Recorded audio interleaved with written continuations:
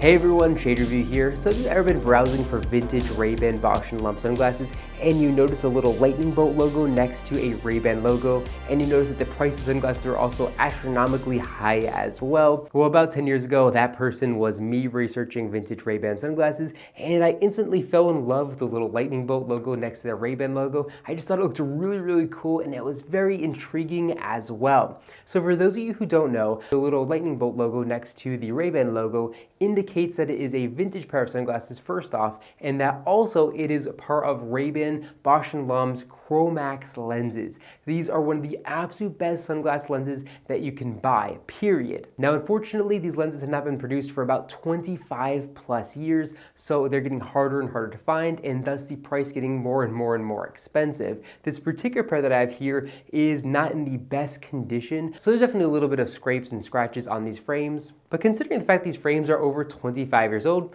I'd say they're still in pretty good condition. The frames that I'm wearing in today's video are part of Ray-Ban's traditional series, and the model number of these is the Style 4. So if you're looking for this exact pair of sunglasses, just Google vintage Ray-Ban Bausch & Lomb Style 4, and you'll probably find this pair of sunglasses. This pair of sunglasses was also produced with non-Chromax lenses as well, so finding a pair with Chromax lenses is even harder to find. So in today's video, I'm going to be going over everything you need to know about the Ray-Ban Chromax lens. So, Ray-Ban Chromax lenses incorporate the patented Bausch & Lomb color contrast technology, which enhances the reflective intensity, in contrast of colors like red and green. As a result, brake lights and traffic signals and signs appear brighter and more vivid. Chromax lenses also filter out the blue light haze to improve overall contrast and sharpen details. They are scientifically formulated to control glare, which help reduce eye fatigue. And every pair of Chromax lenses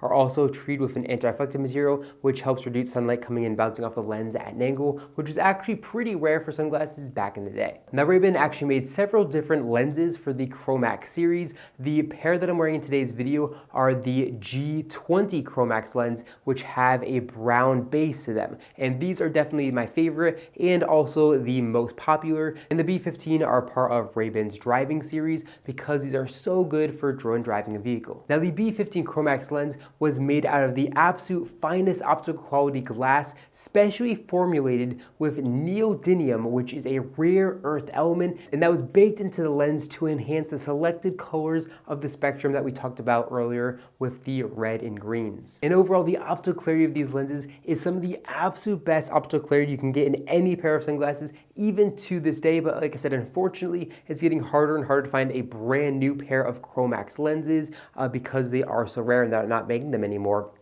And they are definitely very desirable as far as collectors go. Now, when Luxottica purchased Ray-Ban from Bausch & Lomb back in 1999, that is actually when they discontinued the Chromax lenses. And I believe the reason is Bausch & Lomb actually had a ton of patents to actually produce these, and also the diamond hard lenses as well. And those patents were owned by Bausch & Lomb, not by Ray-Ban. So Bausch & Lomb sold off Ray-Ban to Luxottica, and because of that, they didn't actually get any of the rights to the diamond hard or the Chromax or anything like that. I think about 10 years later, Ray-Ban came out with the Chromax lenses, which are still really good lenses and were made to compete with the Chromax lenses, but unfortunately they never kind of lived up to the hype and didn't have nearly as much technology going on with them as the Chromax had. Now, for those of you unfortunate enough to never actually experience a Ray-Ban Chromax B15 lens yourself, I would say the most modern day equivalent to it is probably a Maui Jim super thin glass